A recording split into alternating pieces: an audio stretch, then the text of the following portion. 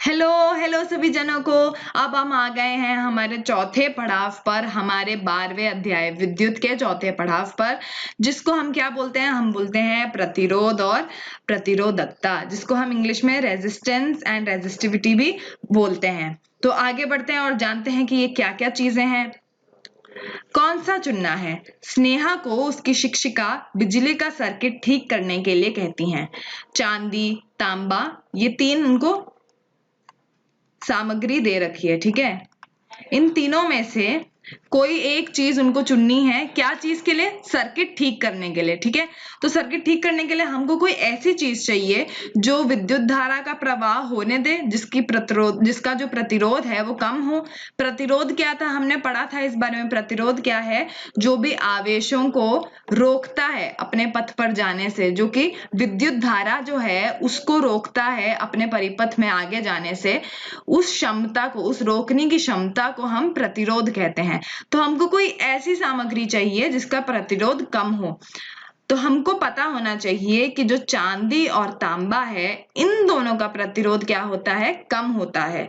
किसके मुकाबले? कांच के मुकाबले। कांच का प्रतिरोध बहुत ही ज्यादा अधिक होता है। अब चांदी और तांबे में से हम कौन सा चुनेंगे? हमारे पास में अब दो ऑप्शन हो गए, एक है चांदी और दूसरा है तांबा, ठीक है। अब आपको पता तो है चांदी कितना ज्यादा महंगा होता है, तो हम चांदी को हटा देते हैं, ठीक है। चांदी को हम हटा देंगे और उसकी जगह पे हम कौन सा ले लेंगे? हम ले लेंगे तांबा, ठीक है।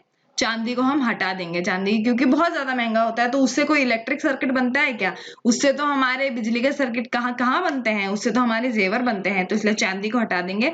तो सबसे अच्छी सामग्री कौन सा चुनेंगे हम लोग? हम चुनेंगे तांबा, ठीक है। समझ में आ गया। आगे बढ़ते हैं अब। प्रतिरोध को प्रभावित करने वाले कारकों पर प्रयोग। एमीटर रीडिंग में परिवर्तन तब देखा जाता है जब समान लंबाई और समान क्रॉस सेक्शन के विभिन्न सामग्री के तार का उपयोग किया जाता है। मतलब एमीटर की रीडिंग क्या है? एमीटर हमको क्या बताता है? एमीटर हमको बताता है विद्युत, ठीक है। विद्युत बताता है हमको एमीटर। तो जो एमीटर की रीडिंग है वो बदलने लग जाती है। कब बदलती है? जब समान लंबाई और समान क्रॉस सेक्शन के विभिन्न सामग्री के तारों का उपयोग किया जाता है, ठीक है। तो उसका मतलब क्या हुआ? हम मान लीजिए एक एल लंबाई की तार लेंगे, ठीक है, और उसका जो क्रॉस सेक्शन होगा वो भी मान लीजिए ए होगा, और इसी लंबाई और क्रॉस सेक्शन का हम एक और ले लेंगे। मान लीजिए ये तांबा ले लिया हमने, तो हम दूसरा ले लेंगे चांदी, ठीक है, उसी क्रॉस सेक्शन और उसी लंबाई का। फिर तीसरा हम ले लेंगे सोना, ठीक है। ऐसे अलग अलग धातुओं के हम लोग क्या लेंगे? वायर ले लेंगे, ठीक है। और फिर हम देखेंगे कि विभिन्न सामग्री के सेम लंबाई, समान लंबाई और समान क्रॉस सेक्शन में विभिन्न हमको क्या मिल रहा है? एमीटर की रीडिंग मिल रही है। मतलब विद्युत धारा का जो प्रवाह है वो बदल रहा है बार बार, ठीक है। ये क्यों हो रहा है हम आगे देखते हैं। तो हमको एक कारक तो समझ में आ गया। आखिर प्रतिरोध किस पर निर्भर होता है? प्रतिरोध इस पर निर्भर होता है कि आखिर कौन सी सामग्री इस्तेमाल करी गई है, कौन सा पदार्थ इस्तेमाल करा गया है वो परिपथ बनाने के लिए। इसीलिए जो हमारी एमीटर रीडिंग है वो बार बार बदलती दिखाई देती है, जबकि लंबाई और क्रॉस सेक्शन तो सेम ही है, बिल्कुल समान है। जो तांबे का है, जो चांदी का है, वही सोने का भी है। लेकिन एमीटर की रीडिंग क्यों बदल रही है? क्योंकि विभिन्न सामग्री का हम उपयोग कर रहे हैं। तो सामग्री के साथ साथ क्या होता है? प्रतिरोध भी बदलता है। समझ में आया पहला कारक। आगे देखते हैं। लंबाई और क्षेत्रफल के प्रतिरोध के बीच में संबंध। मतलब जो लंबाई और क्षेत्रफल है उस पर भी प्रतिरोध निर्भर करता है। कैसे? देखते हैं। कंडक्टर की लंबाई, कंडक्टर के क्रॉस सेक्शन का क्षेत्रफल और कंडक्टर की सामग्री की प्रकृति, ये तीन हैं हमारे कारक जिन पर हमारा जो प्रतिरोध है वो निर्भर करता है। किस तरह से करता है देखते हैं। ये जो हमारा प्रतिरोध है ये लंबाई के साथ में, लंबाई हमने ले लिया L और क्रॉस सेक्शन का क्षेत्रफल हमने ले लिया A। तो जो हमारा प्रतिरोध है वो लंबाई के साथ में समानुपाती है। मतलब समानुपाती होने का मतलब अगर लंबाई बढ़ रही है तो हमारा प्रतिरोध भी बढ़ जाएगा, ठीक है, आगे देखते हैं। जो प्रतिरोध है वो हमारे एरिया जो कि क्षेत्रफल है उसके साथ में समानुपाती नहीं है। ठीक है, समानुपाती होता तो क्या होता, ये जो प्रतिरोध है वो भी बढ़ता हमारे किसके साथ में, लंबाई के साथ में।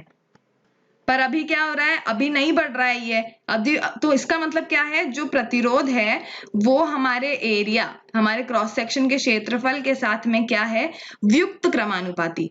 व्युक्त क्रमानुपाती का मतलब क्या होता है, यहां पे लिख देती हूं मैं, ये है समानुपाती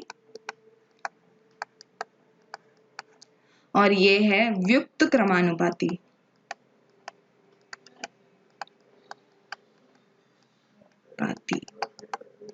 इसका मतलब क्या है मैम, युक्त क्रमानुपाती, समानुपाती तो समझ आया, अगर लंबाई बढ़ रही है तो हमारा प्रतिरोध भी बढ़ रहा होगा। इस यहाँ पे युक्त क्रमानुपाती का मतलब है कि अगर हमारा क्षेत्रफल, हमारा क्रॉस सेक्शन का क्षेत्रफल बढ़ रहा है तो हमारा जो प्रतिरोध है वो कम हो जाएगा, उल्टा होगा। ठीक है, समझ में आया। तो हम इन दोनों को साथ में क्या लिख सकते हैं, जो R है वो है समानुपाती L के साथ में और वो है व्युक्त क्रमानुपाती हमारे A के साथ में। L क्या है, लंबाई, और A है क्षेत्रफल। समझ में आया। तो हम क्या करेंगे, हम जब ये प्रोपोर्शनल का जो साइन है, हमारा जो सिंबल है, उसको जब हटाएंगे तो एक कांस्टेंट लगा देंगे। ठीक है, उस कांस्टेंट को हम बोलते हैं प्रतिरोधकता। प्रतिरोधकता, ठीक है। और प्रतिरोधकता का जो SI यूनिट है वो क्या होगा, ओम मीटर। ठीक है, कैसे ओम मीटर समझाती हूँ। देखिए, अपन को पता है कि जो हमारा रेजिस्टेंस है, जो हमारा प्रतिरोध है, उसका SI यूनिट होता है ओम। ठीक है, तो अभी हम देखते हैं, हमारे पास में ये सूत्र आ गया। अभी हमने देखा, हमने इसमें से जब हमने प्रोपोर्शनैलिटी का कांस्टेंट हटाया, प्रोपोर्शनैलिटी का सिंबल हटाया, तो हमको ये वाला कांस्टेंट मिला है ना। तो हम देखते हैं ये सूत्र में से हमको कैसे मिलता है इसका SI यूनिट। तो हम क्या करेंगे, A को इधर लेके चले जाएंगे। ठीक है, तो ये हो जाएगा RA is equals to rho L। L को नीचे लेके चले जाएंगे तो ये हो जाएगा RA upon L is equals to rho. ठीक है, अभी हमको पता है इसकी क्या है SI मात्रा, इसकी है ओम। इसकी क्या है, इसकी है मीटर स्क्वायर। एरिया की तो मीटर स्क्वायर होती है, और लंबाई की क्या है, लंबाई की है मीटर। 1 मीटर कट जाएगा और रो की हमारे पास में क्या आ जाएगा, रो का हमारे पास में आ जाएगा ओम मीटर, और ये है हमारी SI मात्रा। ठीक है, समझ में आया प्रतिरोधकता कहाँ से मिला, और ये तीन कारक आखिर किस तरह से निर्भर होते हैं, इन तीन कारकों पर आखिर किस तरह से हमारी प्रतिरोधकता निर्भर होती है, प्रतिरोध हमारा जो है वो निर्भर करता है। अभी मैं आपको एक बात बताती हूँ, जो हमारा प्रतिरोध है वो लंबाई और हमारे क्षेत्रफल के साथ में बदलता है, लेकिन जो हमारी प्रतिरोधकता है, जैसे कि मैंने बताया था, वो एक कांस्टेंट होता है। तो ये क्या है ना, ये सिर्फ सामग्री के साथ में बदलता है। अगर हमने एक सामग्री मान लीजिए चांदी ले लिया, तो उसकी कितनी भी लंबाई या कितना भी हम क्षेत्रफल ले ले, जो प्रतिरोधकता है जो कि रो है वो नहीं बदलता, लेकिन जो R है, जो प्रतिरोध है, वो बदलता है लंबाई और क्षेत्रफल के साथ में। समझ में आया, आगे बढ़ते हैं अब। सामग्री की प्रतिरोधकता, धातु और मिश्र धातु जो अच्छे चालक होते हैं उनकी प्रतिरोधकता 10 to the power -8 ohm metre से 10 to the power -6 ohm metre की सीमा में बहुत कम होती है। ठीक है, मतलब ये जो दो हमारे पास में वैल्यूज है, इनके बीच में कहीं ना कहीं हमारे जो मिश्र धातु और धातु हैं उनकी प्रतिरोधकता होती है, और ये बहुत कम होती है। तो प्रतिरोधकता कम होती है उसका मतलब क्या, विद्युत का प्रवाह बहुत ही ज्यादा आसानी से हो जाता है, तो ये अच्छे चालक होते हैं। अब देखते हैं, रबड़, कांच जैसे इंसुलेटर में 10 to the power 12, 10 to the power 17 ohm metre के क्रम में प्रतिरोधकता होती है। तो ये तो बहुत ही ज्यादा अधिक है। जब प्रतिरोधकता बहुत ही ज्यादा अधिक हो जाती है तो वो विद्युत का प्रवाह नहीं होने देती है। आप समझ रहे हैं ये कितना अधिक है, ये है 10 to the power 1 0 2 0 3 ऐसे 12 0, ये लाखों करोड़ों में है। तो इसका जो प्रतिरोधकता है ये लाखों करोड़ों में है, रबड़ और कांच का, है ना। तो इसलिए ये बहुत ही ज्यादा बेकार चालक हैं, या फिर इनको हम इंसुलेटर भी बोलते हैं। समझ में आया, आगे बढ़ते हैं। विभिन्न सामग्रियों की प्रतिरोधकता। मिश्र धातु की प्रतिरोधकता आमतौर पर उसके घटक धातुओं की तुलना में अधिक होती है। मतलब आपको पता है मिश्र धातु क्या है? धातु एक और दूसरा धातु हम जब लेते हैं और इन दोनों को मिला देते हैं तब हमको मिलता है मिश्र धातु। मिश्र धातु मतलब मिश्रण, धातुओं का मिश्रण। तो दो धातुओं के मिश्रण को हम, दो या दो से अधिक धातुओं के मिश्रण को हम मिश्र धातु बोलते हैं। तो जो मिश्र धातु होता है उसकी प्रतिरोधकता हमेशा अधिक होती है किसके मुकाबले? उसके दो घटक धातुओं के मुकाबले। तो इसकी प्रतिरोधकता और इसकी प्रतिरोधकता के मुकाबले मिश्र धातु की प्रतिरोधकता जो है वो बहुत ही ज्यादा अधिक होगी। ठीक है, समझ में आया? आगे बढ़ते हैं। देखिए यहाँ पे क्या है, सामग्री के साथ साथ में हमको दे रखी है उसकी प्रतिरोधकता, ऐसी एक तालिका दे रखी है। तो हमको यहाँ पे दिख रहा है कि कंडक्टर जो है उसका बहुत ही ज्यादा कम प्रतिरोधकता है। फिर मिश्र धातु जो है उसके कंडक्टर से थोड़ा सा ज्यादा प्रतिरोधकता है। क्यों? क्योंकि ये बनता है धातुओं से ही। तो मिश्र धातुओं का इसलिए, जैसे कि यहाँ पे लिखे, मिश्र धातुओं का जो प्रतिरोधकता है वो आमतौर पर उसके घटक धातुओं की तुलना में अधिक होता है, इसलिए मिश्र धातु के जो प्रतिरोधकता है वो अधिक है। ठीक है। और अंत वाला रोधक या फिर इंसुलेटर, कांच की प्रतिरोधकता कितनी है? इतनी। ये कितनी ज्यादा है? ये देखिए 10 बार जब जीरो लगाएंगे तब कहीं जाकर इसकी प्रतिरोधकता हम बता पाएंगे, मतलब बहुत ज्यादा प्रतिरोधकता है, इसलिए ये रोधक है। रोधक या फिर इंसुलेटर इसको कहते हैं, क्योंकि ये बिल्कुल भी विद्युत का प्रवाह नहीं होने देता है। समझ में आया? आगे बढ़ते हैं अब। उदाहरण 12.3, यदि बल्ब के तंतु का प्रतिरोध 1200 ओम है तो यह एक विद्युत बल्ब 220 वोल्ट के स्रोत में कितनी धारा खींचेगा? एक इलेक्ट्रिक हीटर 220 वोल्ट स्रोत में कितनी धारा खींचेगा यदि हीटर कॉइल का प्रतिरोध 100 है? तो हम पहले देखते हैं। ठीक है, पहला वाला क्या है, हमारे पास में दे रखा है R, ठीक है, 1200 ओम, ठीक है, और हमारे पास में दे रखा है समांतर, ठीक है, समांतर वो क्या है 220 वोल्ट। ठीक है, अब हमको क्या निकालने को बोला है उन्होंने? कितनी धारा खींचेगा। तो बहुत ही ज्यादा इजी है, बहुत ही सरल है, ये तो बस ओम का नियम है। ओम का नियम क्या था? V is equals to I R. हमको V दे रखा है, हमको R भी दे रखा है ना, तो क्या हो जाएगा? V क्या दे रखा है? 220 वोल्ट और I निकालना है, और ये क्या दे रखा है? 1200। ठीक है, हम आगे इधर लेके जाएंगे तो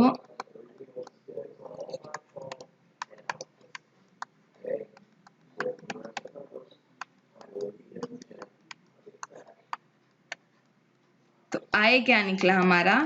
11/60 एम्पियर। ठीक है, समझ में आया? आगे देखते हैं दूसरा वाला कैसे करेंगे। ये वाला समझ में आ गया। दूसरा वाले में भी क्या है, हमको दे रखा है R जो है वो 100 है, 100 ओम दे रखा है ना, और हमारे को फिर से समानांतर 20 दे रखा है। ठीक है, तो अब क्या करेंगे हम? V is equals to I R लगाएंगे, बहुत ही ज्यादा सरल है। 220 वोल्ट 100, ये आ जाएगा इधर, और I हमारा क्या हो जाएगा? 2.2 एम्पियर। समझ में आया? बहुत ही ज्यादा सरल था। आप मेरे साथ साथ में लिख रहे होंगे तो आपको बिल्कुल याद भी हो जाएगा। आगे बढ़ते हैं, हमने दोनों की धारा निकाल ली है ना। आगे बढ़ते हैं अब। एक विद्युत हीटर के टर्मिनलों के बीच संभावित अंतर 60 वोल्ट है। ठीक है, V मिल गया। जब यह स्रोत 4 एम्पियर की धारा खींचता है, यदि संभावित अंतर को 120 वोल्ट 120 वोल्ट तक बढ़ा दिया जाए तो हीटर कितनी धारा खींचेगा? ठीक है, बहुत ही ज्यादा सरल है। अभी इन्होंने हमको बताया है कि ये विद्युत हीटर कभी बदल नहीं रहा है, तो इसका मतलब R हमारा हमेशा कांस्टेंट रहने वाला है। ठीक है, तो हम लगा लेते हैं हमारा ओम का नियम। ठीक है, ओम का नियम कैसे लगाएंगे बताती हूँ। हमारे पास में V1 दे रखा है 60 वोल्ट, और हमारे पास में I1 दे रखा है 4 एम्पियर। तो ये क्या हो जाएगा 60 is equals to 4 into R. R हमको नहीं पता, लेकिन ये पता है कि आर कांस्टेंट है। अब हम देखते हैं कि हमको V2 दे रखा है 120 वोल्ट और हमको निकालना है I2 आखिर कितना होगा। तो हम क्या करेंगे, 120 is equals to I2 into R. ठीक है, ये 1 मान लीजिए, ये 2 मान लीजिए। ठीक है, हम अब क्या करेंगे, 1 को 2 से डिवाइड कर देंगे। तो क्या हो जाएगा 60 अपॉन 120 हो जाएगा is equals to 4 into R upon I2 into R. R R cut गया, ये देखिए ये 2 यहाँ पे बचा, तो हमको फिर क्या मिलेगा 1 upon 2 is equals to 4 upon I2। हम इसको इधर लेके चले जाएंगे, है ना, तो I2 हो जाएगा 4 इंटू 2। I2 कितना मिला हमारे को 8 एम्पियर। समझ में आया, बहुत बहुत ज्यादा सरल था। बस आपको ऐसे 2 इक्वेशन लिखना है, ऐसे 2 इक्वेशन लिखने हैं और उन दोनों को डिवाइड कर देना है। और उसमें क्या होगा, दोनों इक्वेशन में से r कट जाएगा। क्यों, क्योंकि r जो है वो हमेशा कांस्टेंट ही है। समझ में आया, बहुत ही सरल था। आगे बढ़ते हैं फटाफट से। 1 मीटर लंबाई वाले धातु के तार का प्रतिरोध 20 डिग्री सेल्सियस पर 26 है। ठीक है, मतलब 26 है। तो हमको क्या दे दिया इन लोगों ने, प्रतिरोध दे दिया, मतलब 26 ओम दे दिया। अब देखते हैं, यदि तार का व्यास या फिर डायामीटर, इसको डायामीटर भी बोलते हैं, 0.3 मिलीमीटर है, तो उस तापमान पर धातु की प्रतिरोधकता क्या होगी। ठीक है, और तालिका जो है आपके एनसीईआरटी के बुक में जरूर होगी ये तालिका, उसका उपयोग करते हुए तार की सामग्री की भविष्यवाणी करनी है कि कौन सी सामग्री होगी। कैसे, हमको प्रतिरोधकता मिल जाएगी, और प्रतिरोधकता जो है वो एक सामग्री के लिए एक ही रहती है, वो हमेशा वही प्रतिरोधकता रहती है। तो हमको जब प्रतिरोधकता मिल जाएगी उससे हम बता देंगे कि कौन सी सामग्री इस्तेमाल की गई है। हमको क्या क्या दे रखा है, हमको दे रखा है लंबाई 1 मीटर और हमको दे रखा है डायामीटर 0.3 मिलीमीटर। इसको हम लिख लेंगे 3 into 10 to the power -4 metre.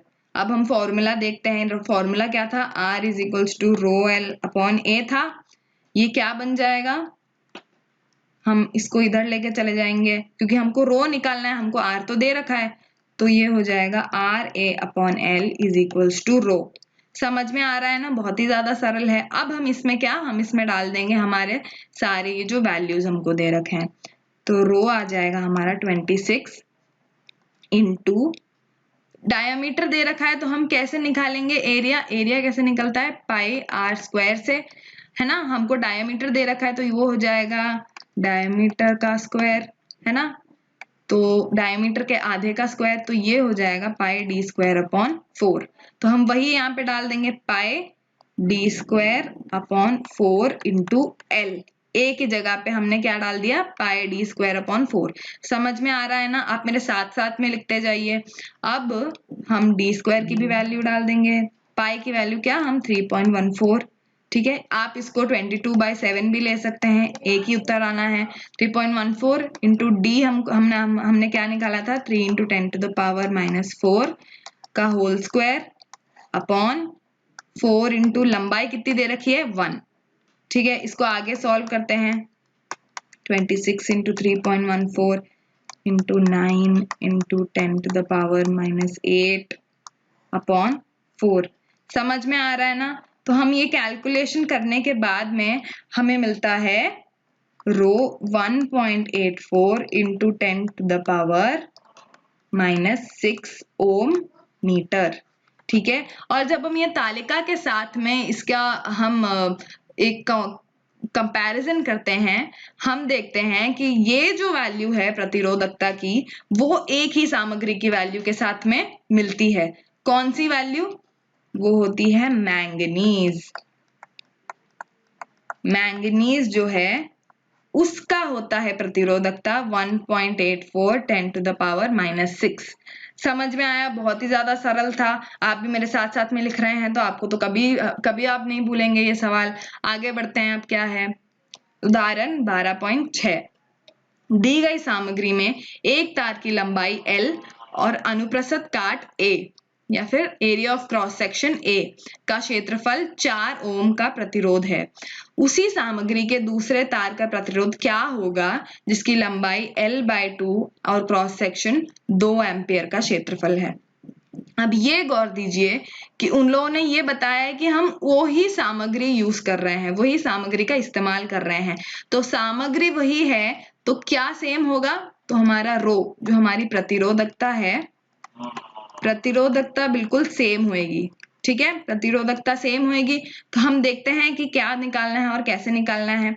हमको ये पता है कि R1 जो है वो है रो L/A। कैसे, जो रो है वो तो सिमिलर सेम ही है, समान ही है, और जो लंबाई है वो हमको L दे रखी है, और जो अनुप्रस्थ काट का क्षेत्रफल है वो हमको A दे रखा है। तो हमको मिल गया R1 is to row L/A। फिर हमने क्या देखा, हमने देखा कि प्रश्न में उन लोगों ने लंबाई को आधा कर दिया और एरिया को डबल कर दिया। तो R2 के लिए हम क्या करेंगे, L2 और A2। L2 इन्होंने क्या करा है, L/2, और A2 इन्होंने क्या करा है, 2 × A, है ना। तो हम L2 और A2 की जगह पे वो डाल देंगे वैल्यू, तो ये क्या हो जाएगा L/2 और 2/A। फिर आगे सॉल्व करते हैं, L/4A, हम 4 को बाहर निकाल देते हैं, रो L/A। ठीक है, अब 1/4 इसके जगह पे हम क्या लिख सकते हैं, R1। क्यों, क्योंकि R1 भी तो रो L/A ही था, है ना। तो हमने लिख दिया रो L/A की जगह पे R1। अब R1 की हमको क्या वैल्यू दे रखी है, R1 की वैल्यू हमको दे रखी है 4 एम्पियर। R1 की वैल्यू हमको 4 एम्पियर नहीं, सॉरी एम्पियर नहीं, ओम दे रखी है, 4 ओम, है ना। तो हम देखते हैं, इसमें डाल देते हैं, तो R2 जो है वो क्या हो जाएगा 1/4 × 4, ये दोनों कट जाएंगे, तो R2 क्या हो जाएगा 1 ओम। समझ में आया, बहुत ही ज्यादा सरल था। बस आपको क्या याद रखना है, आपको फॉर्मूला याद रखना है, आपको सूत्र याद रखना है। आगे बढ़ते हैं, प्रश्न 1, किसी चालक का प्रतिरोध किन कारकों पर निर्भर करता है।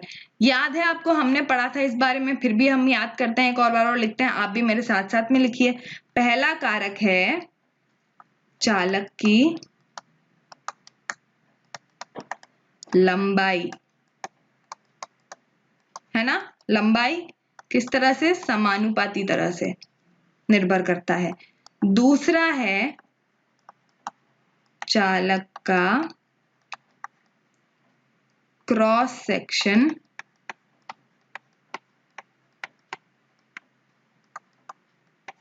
का क्षेत्रफल, किस तरह से, ऐसे। ठीक है, मतलब R बढ़ रहा है तो A कम, अगर A बढ़ रहा है तो R कम हो जाएगा। ठीक है, ये 2 हो गए। तीसरा कौन सा था, चालक में इस्तेमाल करे गए सामग्री या पदार्थ पर, है ना, सामग्री या पदार्थ पर। और एक और है जो आप बस याद कर लीजिए, ये अभी आपको पढ़ने में नहीं आएगा, मैं बस आपको बता देती हूं। एक और है चालक का जो तापमान है उस पर भी निर्भर करता है। ठीक है, ये चारों समझ में आ गए, ये हमने पढ़े थे, मैं फिर से एक्सप्लेन नहीं करना चाहती क्योंकि हम पढ़े थे और आपको भूलना नहीं चाहिए। आप मेरे साथ साथ में लिखिए तो आप भूलेंगे भी नहीं। ठीक है, ये चारों पॉइंट है, ये 4 कारक हैं जिन पर चालक का प्रतिरोध निर्भर करता है। ठीक है, आगे बढ़ते हैं। अब क्या एक ही स्रोत से जुड़े होने पर एक ही सामग्री के मोटे तार या पतले तार के माध्यम से धारा अधिक आसानी से प्रवाहित होंगी? क्यों?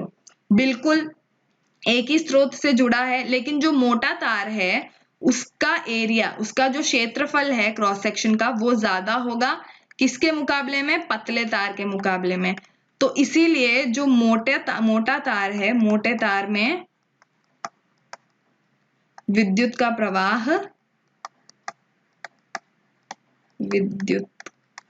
प्रवाह आसानी से करता है।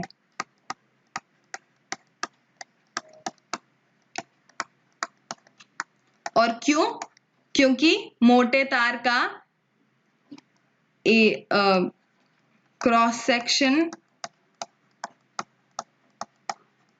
का एरिया का क्षेत्रफल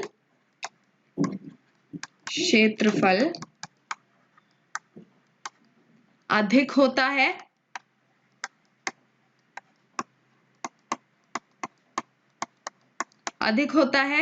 ठीक है। तो हमने क्या पढ़ा था, प्रतिरोधकता कम हो जाती है कब, क्षेत्रफल के बढ़ने पर। तो क्षेत्रफल जिसमें अधिक होगा उसकी प्रतिरोधकता कम होएगी, प्रतिरोधकता कम होएगी तो विद्युत आसानी से प्रवाह कर पाएगा। समझ में आया? क्यों? क्योंकि जो प्रतिरोधकता है वो क्षेत्रफल के व्युक्त क्रमानुपाती होती है। व्युक्त क्रमानुपाती मतलब अगर एरिया बढ़ रहा है, अगर क्षेत्रफल बढ़ रहा है तो प्रतिरोध कम हो जाएगा। ठीक है, समझ में आया? बहुत ही ज्यादा इजी था, बहुत सरल था। आगे बढ़ते हैं अब। मान लीजिए कि किसी विद्युत घटक का प्रतिरोध स्थिर रहता है, जबकि घटक के दोनों सिरों के बीच संभावित अंतर घटकर उसके पूर्व मान का आधा रह जाता है। इसके द्वारा धारा में क्या परिवर्तन होगा? तो हमको क्या बोला गया है यहाँ पे? प्रतिरोध स्थिर है, प्रतिरोध कांस्टेंट है ना, या फिर स्थिर है ना। और इन्होंने बोला है कि जो संभावित अंतर है वो पहले v था, तो हमको कितना मिल रहा था, हमको क्या फॉर्मूला हमारे पास में है, v is equals to IR, ohm के नियम के हिसाब से, है ना। और दूसरे में क्या हो रहा है, वो आधा हो जा रहा है, v आधा हो जा रहा है।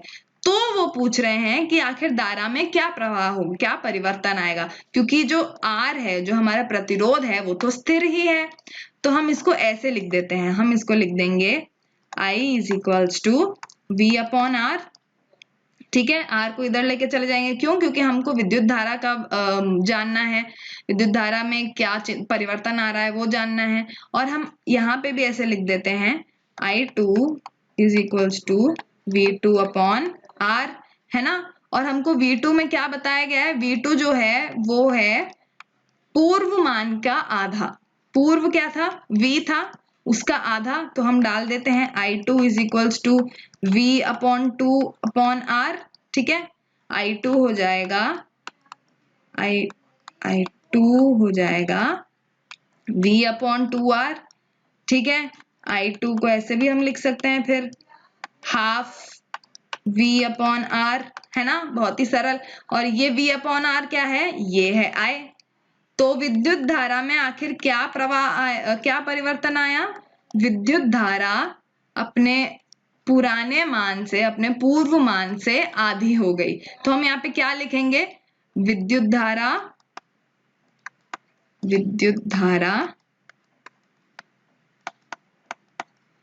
अपने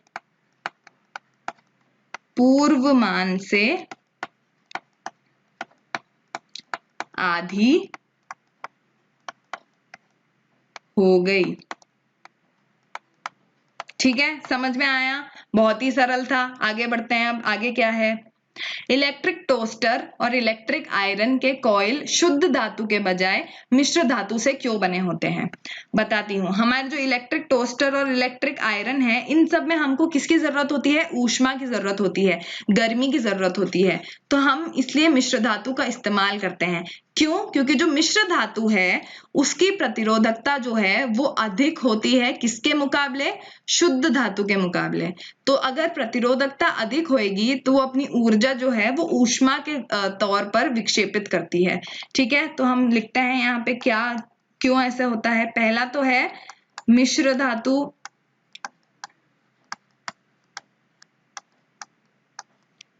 की प्रतिरोधकता अधिक होती है ना। आप भी मेरे साथ में लिख लीजिए, अधिक होती है। ठीक है, तो इस वजह से क्या होता है, जो मिश्र धातु है वो ज्यादा ऊष्मा देती है, वो ज्यादा गर्मी देती है। और टोस्टर और आयरन में तो हमको गर्मी की जरूरत है ही, है ना। समझ में आया? आयरन यानी कि इस्त्री, ठीक है, वो लोहे वाला आयरन नहीं। दूसरा क्या है, दूसरा ये है कि मिश्र धातु जो है उसका मेल्टिंग पॉइंट या फिर घलांकन ठीक है, घलांकण कब वो गल जाता है, वो कम होता है किसके, वो ज्यादा होता है किसके मुकाबले, शुद्ध धातु के मुकाबले। तो मिश्र धातु क्यों इस्तेमाल करते हैं, मिश्र धातु का गलांकन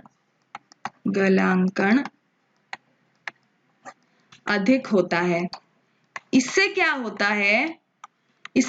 है, जब ऊष्मा बनती है, प्रतिरोधकता अधिक होने की वजह से जब ऊष्मा का उत्पन्न होता है, तब मिश्र धातु आसानी से नहीं गलता, मेल्ट नहीं होता वो आसानी से, जबकि शुद्ध धातु के मुकाबले मिश्र धातु की गलांकन अधिक होती है। समझ में आया इतना? इसीलिए हम शुद्ध धातु की जगह पे मिश्र धातु का इस्तेमाल करते हैं। क्यों? क्योंकि मिश्र धातु का गलांकन जो है वो बहुत अधिक होता है। वो अधिक होता है किसके मुकाबले, धातु के मुकाबले। तो ये इतनी आसानी से नहीं गलता, बहुत ज्यादा गर्मी में भी ये नहीं गलता, बहुत ज्यादा अधिक तापमान में भी ये नहीं गलता। और जो अंतिम वाला ये है कि जो मिश्र धातु है उसका समक्षकारण या फिर समक्षकारण अधिक होता है, समक्षकारण अधिक होता है। समक्षकारण मतलब क्या, ये खुद को ज्यादा अच्छे से संरक्षण कर सकता है, मतलब ये खुद की रक्षा कर सकता है, ये आसानी से जंग नहीं लगता है, ये आसानी से खराब नहीं हो जाता है।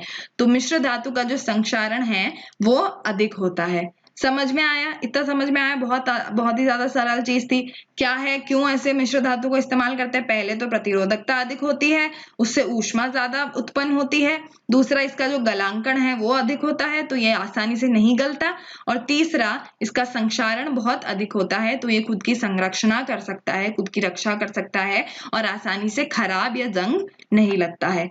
समझ में आया? आगे बढ़ते हैं। अब निम्नलिखित का उत्तर देने के लिए तालिका में दिए गए डेटा का उपयोग करें। कौन सी तालिका? हमको पीछे जाना पड़ेगा, हम पीछे जाते हैं, हम तालिका देखते हैं। पीछे की जो तालिका है ये रही। इस तालिका को देखकर हमको बताना है कि क्या क्या प्रश्न पूछे गए थे।